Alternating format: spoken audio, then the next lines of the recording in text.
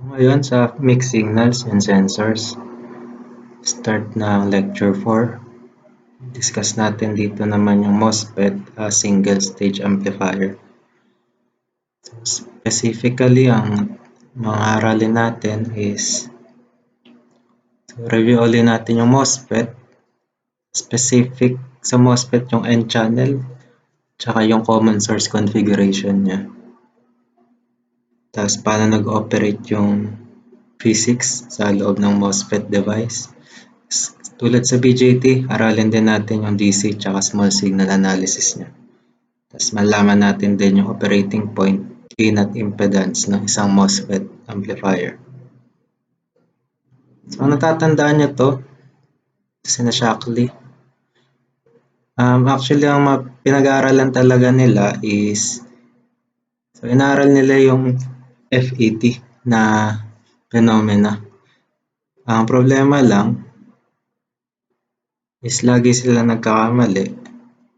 Tapos yung hinanap nila yung mali nila para ma-discover paano ma-perfect yung amplifier na using field effect, na-discover nila yung BJT.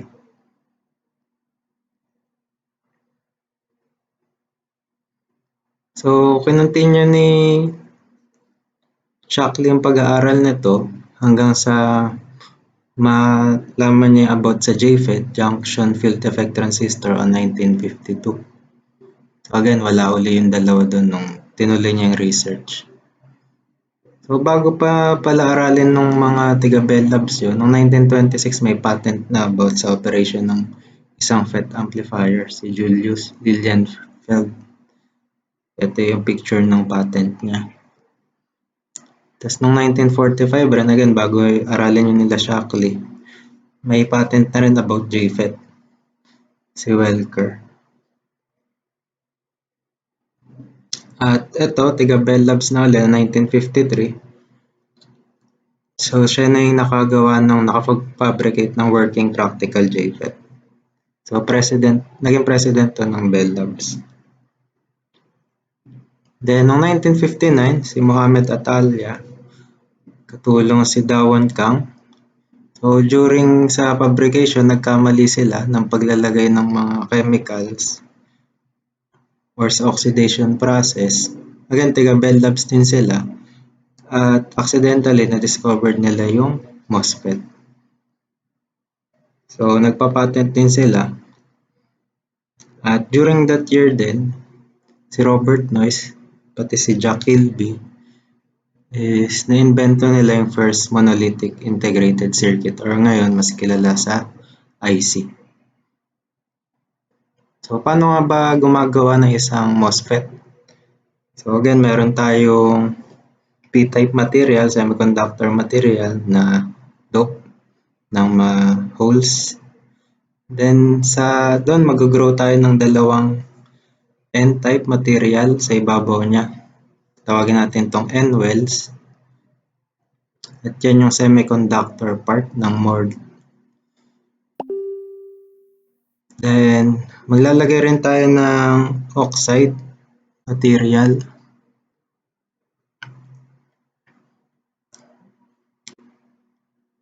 So, ito since based to sa silicon, so pag inoxidize man, makagawa ka ng silicon dioxide and insulator.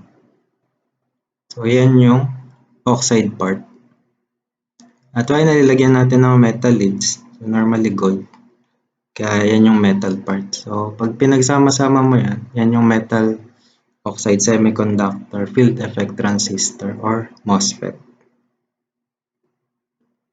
So normal yan tawag sa mga leads na yan is 4-terminal device siya, pero yung tatlo lang talaga yung ginagamit natin madalas. So yung source, gate, tsaka drain.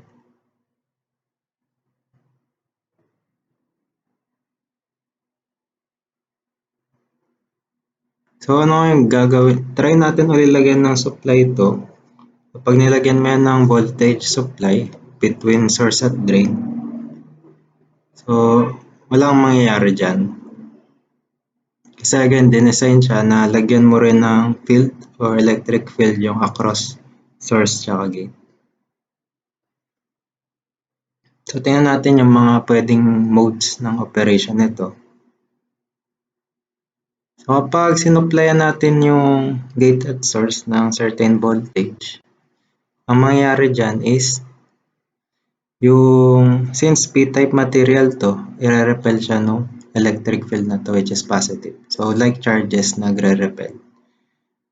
Kaya yung mga malapit dun sa boundary, sa oxide layer, is mapupush at meron ditong matitirang immobile na negative part naman. So, ganun din, laksan yung voltage across the gate and source, mas marami at mas marami yung marerepel sa part na to.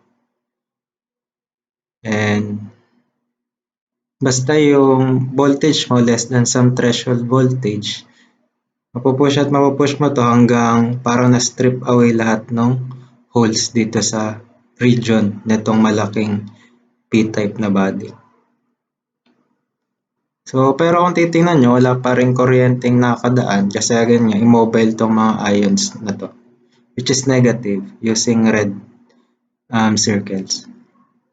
Kaya tatawagin natin tong cut-off mode, may sinusupply kang VGS voltage na less than threshold, parang off pa rin yung device. So, kapag naman tinaasan mo pa yung voltage between VGS na maging greater than na siya or equal dun sa threshold voltage, ang mangyayari na doon is may enough energy na to, itong negative naman to, i-repel naman niya dito. At yung positive na to, sobrang lakas naman, hihigitin naman niya yung mga charge dito, which is again, punong-puno to ng electrons. Mga well sila ng electrons. So, ang mangyayari ay, yun, dadaan sila dito or ma-occupy nila tong tatawagin nating channel. So, medyo simplify natin yung itsura. So, naka-solid color na siya. And ang mangyayari naman, supplyan natin about sa VDS. So, ibig sabihin, pag nag-supply ka ng voltage dito, meron na tayong channel para makadaan yung electrons or yung current. So, again, conventional current flow na to. Tapos, pag tinasan mo pa, papansin mo na initially, kapag dumaan yung current dito, certain length sa simula is mataas yung energy niya.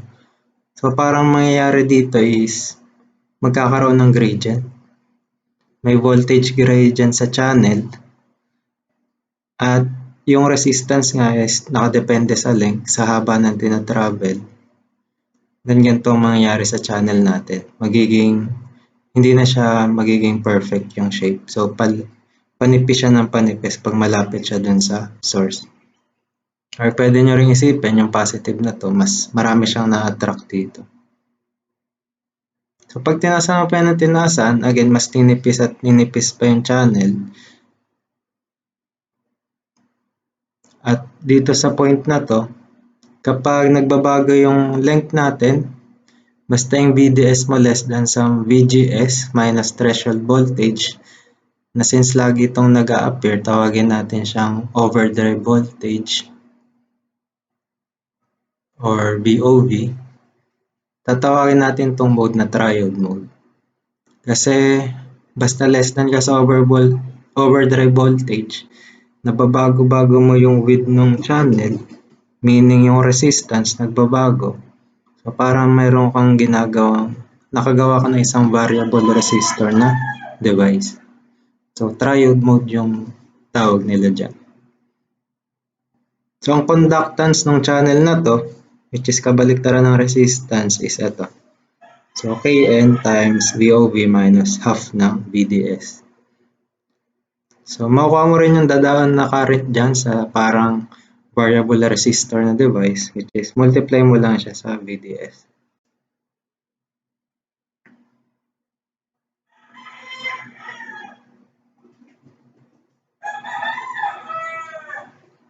So, paano naman pag nilakasan mo pa yung VDS, nalalagpas ka na doon sa tinatawag na overdrive voltage? So, greater than ka na sa overdrive voltage, then ninipis pa at ninipis tong channel na to, at some point magkakaroon din tawag na pinch off. So, yung pinch off halos parang wala nang dadaanan yung kuryente, pero actually yung current is magiging constant na dyan. So, basta fix mo to, yung VGS mo greater than some threshold, hindi yung binabago to, parang mayroon ka ng constant current source dito. So, ang tatawagin natin yan saturation mode. At ito yung magiging value ng ID mo, itong current na to. Half nung Kn tapos minus overdrive voltage squared. So, papansin nyo yung output natin is actually nag-amplify na kasi yung input natin in-squared. Kasi yun yung makukuha nating output. Parang voltage control, current source yung device natin. Sa saturation mode actually natin gagamitin to as amplifier. Ang downside is since squared, non-linear yung amplification. So ano ba yung Kn tsaka yung Vt? Sila yung mga nagka-characterize sa MOSFET. Ibig sabihin, kapag may certain MOSFET ka, that pag alam mo yung value na to, ika-characterize na yung operation ng MOSFET. Kung sa problem solving, dapat given yun. So yung Vt, threshold voltage, yung pinaka maliit na minimum voltage na makakapag-create ng channel. At yung K naman tinatawag na conductance coefficient, which is nakadepende siya sa physical structure o sa physics kung paano ginawa yung MOSFET or finabricate. So ito yung formula niya. Papansin nyo, nakadepende siya sa electron mobility ng semiconductor. So iba-ibang semiconductor na piliin nyo, may iba't iba siyang electron mobility. So pag sinabing mobility, kung gaano kadali maka-flow yung electron sa isang semiconductor. So directly proportional siya. Proportional din siya sa oxide capacitance is OX. So yun yung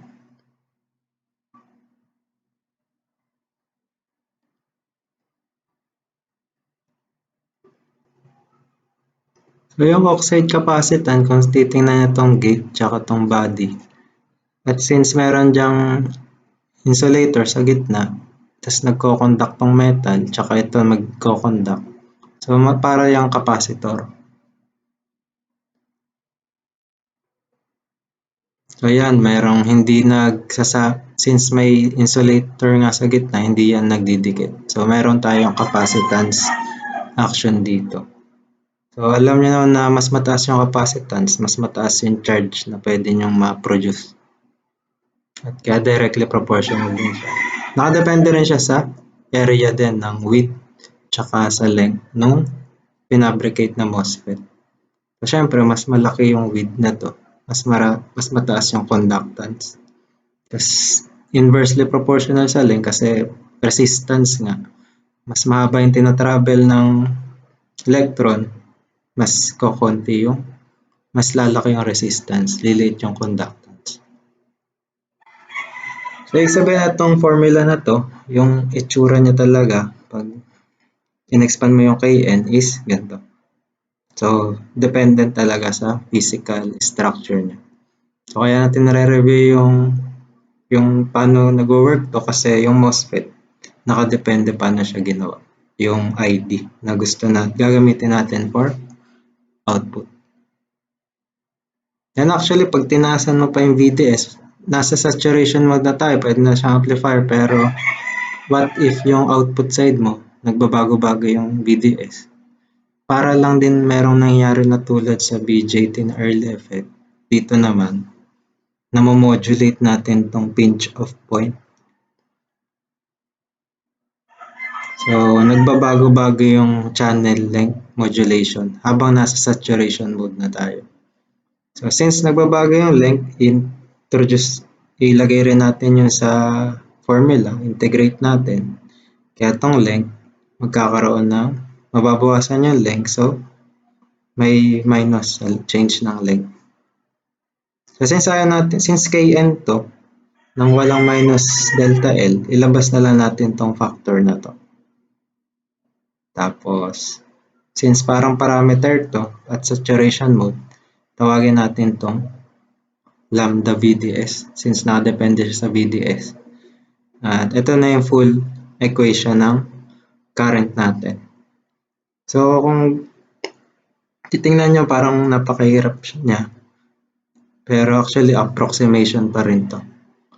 Then, yun na nga, ito na yung amplified version ng VGS natin na sinusupply.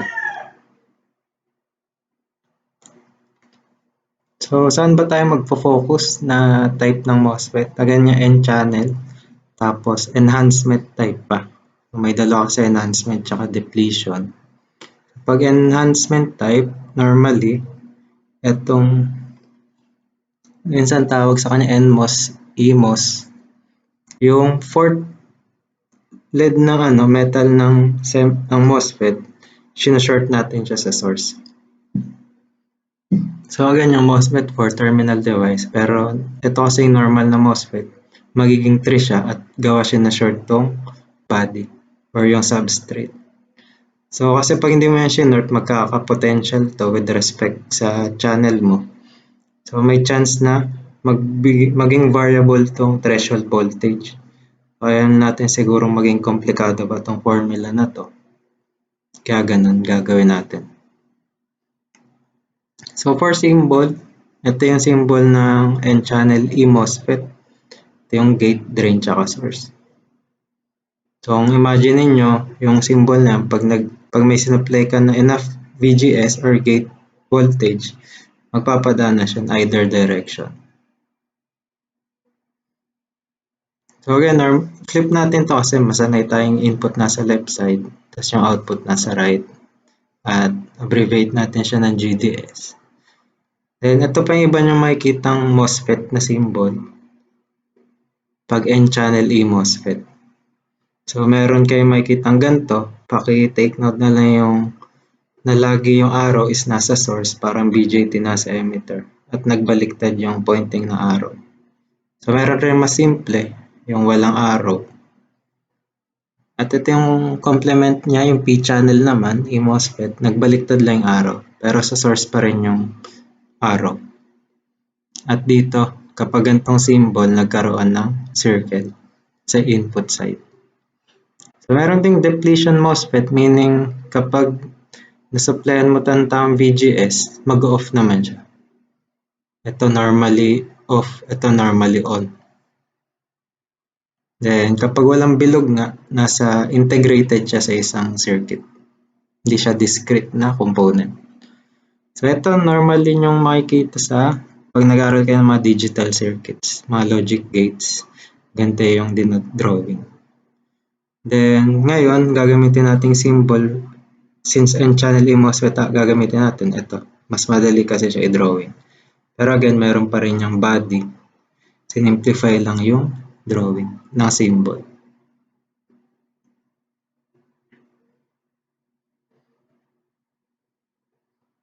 So, paano natin, maganda dito is halos analogous lang siya sa BJT. Kasi nga, tandaan niyo yung BJT dahil lang hindi nila maaral nun yung yung FET. Kaya halos tulad lang din sila. Nagkaiba lang konti. Sa physics lang sila kung paano nag-ooperate nagkaiba. So, yung LED nila, mga terminals nila, tulad pwede mong i-analogy yung gate sa base, drain sa collector, at yung source sa emitter. Isipin mo ito source, siya yung nagsa-source papunta at ito yung nagdi-drain ng current. At dito ito yung nag-emit ng mga charge at ito yung magko-collect. Tapos dito kayo maglalagay ng input. Kaya yung common base, common collector, common emitter na pattern, kung anong type na amplifier siya, voltage amp, current amp, or power amp is ganun lang din. Palitan lang natin yung pangalan. Ibig sabihin, yung common source yung magiging power amplifier kasi nag-amplify siya ng both voltage at current. Kaya sa characteristics, halos tulad lang din. Take note na yung sa IC is beta IB, so linear, kaya yung lines natin equal yung separation. Pero dito, since squared, pansinin nyo yung lines, squared yung separation nila. Just kung papansin nyo yung output nito is napakasimple lang, multiply mo lang ng beta. Ito, multiply mo sa maraming constant. Again, may tulad lang din. Actually, magkaiba sa dito, tulad silang may cutoff region. At dito naman, yung on state nito, fully on ng BJT, tawag natin saturation. At dito naman is ohmic region. Meaning, pag fully on na, may certain resistance sa MOSFET, whereas sa BJT talagang on. At ang maganda rin dito, sa ohmic region, pwede kang magkaroon ng variable resistor na device. So, dyan sa state na yan, sa cutoff tsaka ohmic region at sa BJT cutoff tsaka saturation, ginagamit siya for switching purpose. It's either literally magsiswitch kayo ng load on-off or gagamitin niya siya for digital circuits. Pero tayo, ang re-review natin yung pag ginamit na siya sa saturation region sa eMOSFET. So, doon nagkaiba ng pangalan, ang saturation sa BJT is yung pag fully on siya. Sa BJT ang tawag natin sa region na to is active region. So ano ulit yung condition para nasa saturation mode yung MOSFET? So dapat yung VGS greater than threshold tsaka yung VDS greater than overdrive voltage. So pag again yung VGS yan yung nagpo-produce ng channel, so mas mataas ka sa threshold, magkakaroon ng channel. Pero immobile pa yung wala pang free carriers doon. Kaya ang gagawin mo, taasan mo yung VDS lagpas sa overdrive at masasaturate ng charge yung channel na yan. So ayun na, nandito ka na sa active region saturation region. So yung mga common na biasing technique para mag-guarantee na nasa saturation region tayo is voltage divider, pero mas sikat yung drain feedback kasi mas konti components. Ibig sabihin, mas maliit yung space, mas mura. Ganun. Pero ultimately, ang pag nag-bias yan, ang mangyari lang naman is yung Q point, make sure natin na nasa loob ng saturation region.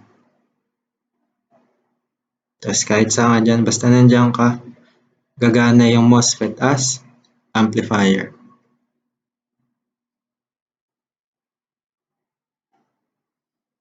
So, para ano na din, makomplete yung review sa amplifier, pwede rin nating malaman yung tinatawag na amplifier class using kung saan nakalocate yung Q point natin. So, for example, ito yung load line ng bias network natin. Kapag yung Q point natin nasa gitna, or ibig sabihin yung input natin is may full swing, in-amplify mo yung buong swing na positive negative part ng input, tawag dyan is class A amplifier kasi kung 360 nagko-conduct yung amplifier nyo. Meron din naman na pwede mo ang Q point is nandito sa bandang doon sa boundary ng cut-off tsaka yung on. Ibig sabihin pinapadaan nyo lang yung positive cycle ng input. Tawag natin dyan is class B. So 180. So half the time on yung amplifier circuit mo. Half off. At meron ding sikat na pagsama natin yung maganda sa class A tsaka sa class B. Kaya dun tayo sa gitna, which is medyo mas mataas ka ng konti sa cut-off region or cut-off boundary. May normally nasa 217 degree conduction angle na to. Tatawagin natin siyang class AB. Then, para saan ba yan?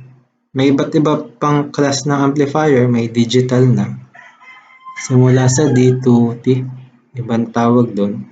Pero ang goal lang niyan, is maging efficient yung amplifier natin. So, class A ang normal, lalo na sa audio amplification kasi yung distortion is wala. Kaso, laging naka-on yung amplifier. Kahit wala kang input, since yung cue point mo nandito, may kumakain yan ng power. Whereas dito, pag nandito ka sa cut-off, so most of the time off yung amplifier unless may input. So yun lang, para ma-recall nyo lang na may class of amplifier based naman sa conduction angle. So bago natin ma-analyze ng madali to, circuit analysis na may superposition, dapat may linear model tayo ng MOSFET. At tulad sa BJT, gagamitin natin is hybrid pi model. So ito yung itsura ng BJT, sa MOSFET is ito. So sobrang, nakita nyo kasi walang dumadang IG, gate sa current sa gate, kasi nga may oxide layer. Kaya ang model natin sa input resistance is infinite, kaya open to. Kaya ang hanapin na lang natin, saan manggagaling tong GM at yung RO natin. So again, yung RO parang Thevenin's equivalent looking at the output. So V over I, i-off natin yung supply. So kapag ginawa nyo yun, huwag natin pakita yung derivation, 1 over ID siya. Plus 1 over lambda plus BDS. So yung transconductance naman natin GM, kabalik na I over VGS, off natin yung sa output, is ito. So paano natin kukunin tong small signal? Meron tong kinalaman sa derivative since small signal siya at meron tayong point. Then pag ganun, since non-linear to, pag gusto natin i-linearize yung kahit anong non-linear na equation, normally gumagamit tayo Taylor series. So huwag natin tingnan yung, pwede nyo makakita sa internet paano ite-Taylor series to. Ultimately, makukuha nyo ay 2ID over VGS minus threshold voltage. So basta alam nyo lang itong dalawa, makakonvert nyo na siya sa linear model. So linear to, diba? Wala kayong makikita ang square root. Linear yung equation natin. So gamit ulit tayo ng voltage divider para mas sanay tayo mag-solve ng MOSFET amplifiers. So ganun din yung output natin sa load tulad nung sa BJT example, 100 kilo ohm resistive load at input. So syempre given dapat sa atin yung conductance coefficient, yung lambda, tsaka yung threshold. Kagandahan dito, same procedure lang pag nag-analyze tayo ng BJT. Then pag analog circuits, ang mahalaga sa ulo nyo or alam nyo yung procedure. So ano ba yung procedure? Summarize natin. Una, DC analysis. Meaning off natin lahat ng sources except DC. Tapos, i-open natin lahat ng capacitors. Then, masolve na natin yung Q point. Sa case ng MOSFET, yung ID tsaka yung VDS. So again, pag capital letter parehas, ibig sabihin DC yung value niya o yung signal. AC analysis after sa DC, turn off naman natin ng lahat ng source except yung AC, which is yung input. I-short natin lahat ng capacitors, tapos convert natin yung transistor sa isang small signal model, yung linear model. At dito, maraming types ng model, pero ang gagamitin natin is hybrid pi. Masasolve na natin yung gain ng circuit, yung input tsaka output impedance. So, balik na tayo sa circuit. So, mabilisan na lang, DC analysis. Yun, yung steps na sinabi natin, ganun lang din. I-off yung AC, is-open yung capacitor. So, magiging ganito na lang siya. So, maganda dito, walang approximate analysis kasi zero naman talaga yung current. Kaya pwede na tayo Ang solution natin dito is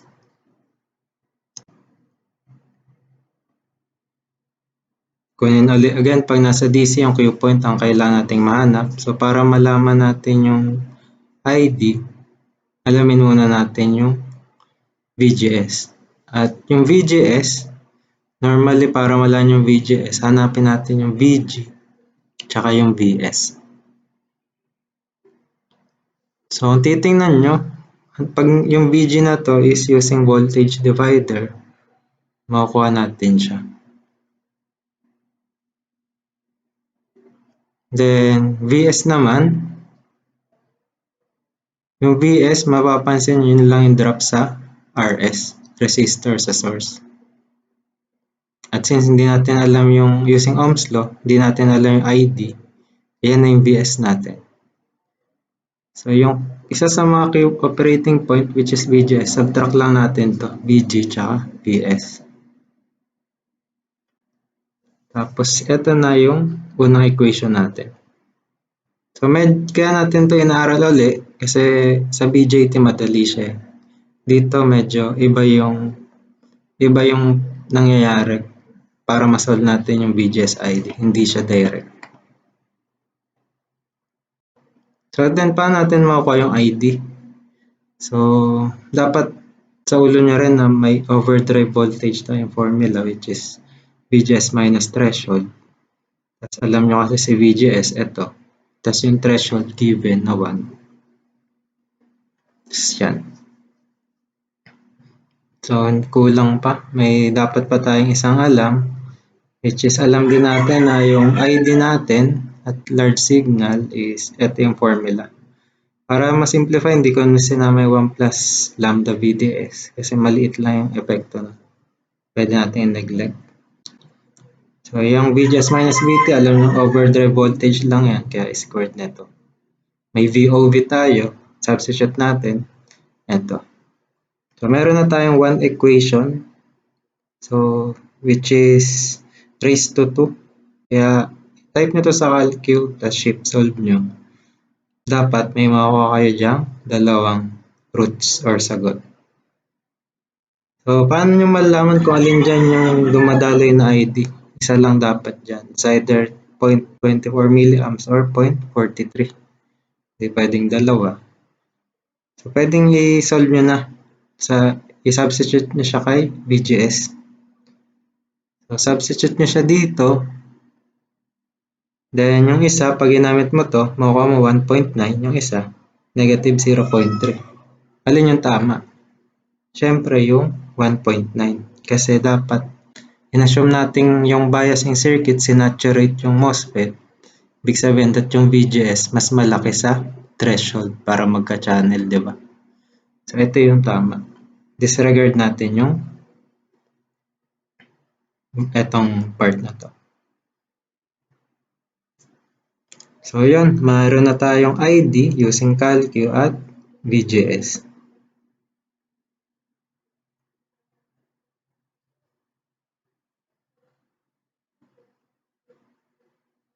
So yung isa pang kulang natin is VDS for Q point. So itong voltage drop across the output ng MOSFET. Simpleng ano na lang yan, KVL. So makukuha nyo yung VDS equal sa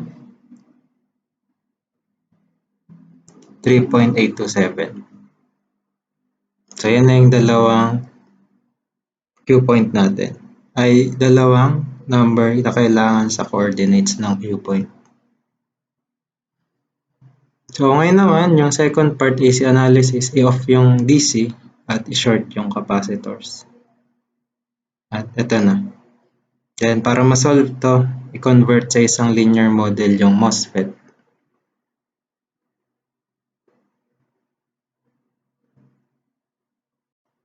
At ito yung hybrid pi model natin. So dapat ulit sa ulo nyo yung formula ng transconductance tsaka R0 or RO. At substitute nyo lang yung mga given. Ito yun. Yung nakuha nyong Q point sa DC analysis. Then, meron na kayong value nila. So, sulat natin yung mga variables ng mga resistor para then again pag nandito na kayo sa small signal model, ang hanapin nyo na yung gain tsaka impedance. So, naturo na yun last time na review ng paano kumuha ng gain, voltage gain, input output. Kaya check nyo na lang, gawin nyo sa bahay. Tapos datang makukuha yung voltage gain is negative, ibig sabihin phase shifted na 180 at dependent siya dun sa RGRI at RL. So, isa pa rin, pag yung gain nyo hinanap nyo na may load na nakabit, ito yung voltage gain with load.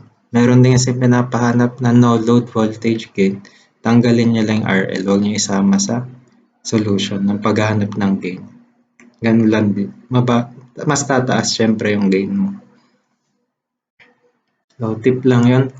May mga voltage gain na with load tsaka without load. So, Zin, again, kayo na bakit siya Ri plus Rg. At Zout, parallel lang sila ng resistive value ng Rd tsaka Ro. So, pag sinolve niya, negative 8.59. So, almost 9 times na ma-amplify yung input mo. Tapos meron kang mataas na input impedance, which is gusto nyo kasi para hindi nyo naloload yung source nyo. At may output kayo na medyo maliit, which is gusto nyo rin para madali siyang i-match sa load. So, ganyan mag-analyze ng mga MOSFET amplifier circuits. Pero kung inisip nyo, bakit inaral pa natin yung BJT? Kasi at present, yung pagpafabricate ng IC, ito isang silicon wafer.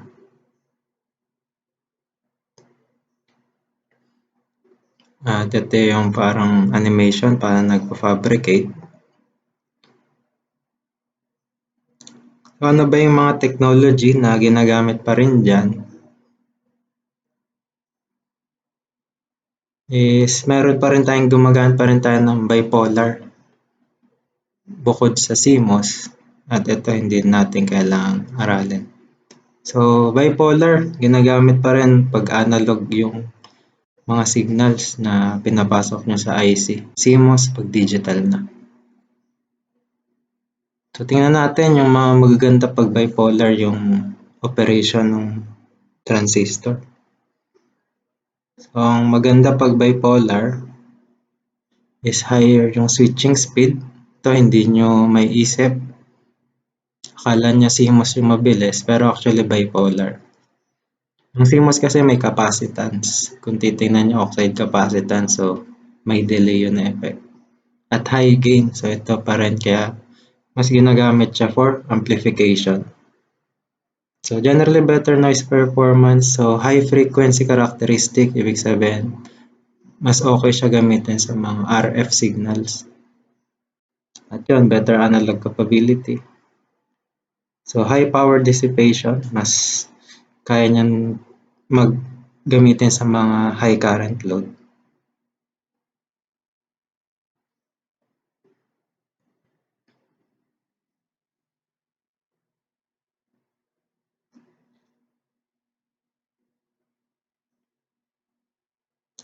So, kung titingnan nyo, asymmetric yung BJT.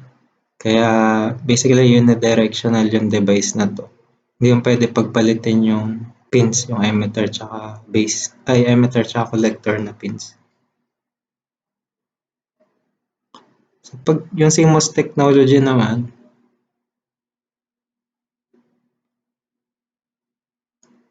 so high noise margin. So, kapag napaka-importante sa inyong low noise, maganda yung CMOS. So, kaya siya yung nag-proliferate, yung ginagamit talaga kasi high yield. So, pag mga complex na yung circuit, mas mataas yung na-yield natin or may in-input ka, yung output mo is mataas na kukuha mo given yung limited input. Tapos yun, low manufacturing cost. At yun, maganda sa kanya, high input impedance. Kasi nga walang dumadaloy na IG.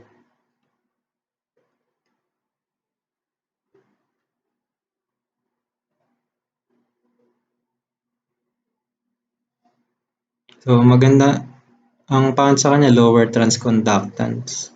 Mas maganda rin talagang pang amplifier yung bipolar. So ibig sabihin, lower output drive pag medyo malalaking load na, bipolar na dapat or iba ng power transistors na.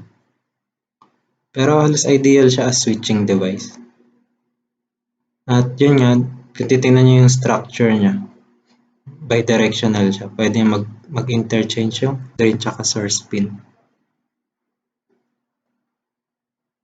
At hanggang ngayon, meron pa rin technology na BiCMOS. Siyempre, pag combine natin yung magandang attribute ng bipolar tsaka CMOS or ng MOSFET effect. At yun yung BiCMOS technology sa IC. So, ultimately, trade-off siya. Hindi porket parang old school yung bipolar. Hindi na siya ginagamit ngayon. So, ganda pag inaral natin yung differential amplifier tsaka op-amp. Nakikita niyo yung mga 741 op-amp is dati gawa sa bipolar. Tapos meron ng integration ng may bipolar at MOSFET. At meron ding purely MOSFET. Depende sa manufacturer. So next time is hindi pa actually natin naiintindihan yung full paano gumagana isang amplifier kasi hindi pa natin tinitingnan yung frequency response niya. See you next time. Thank you.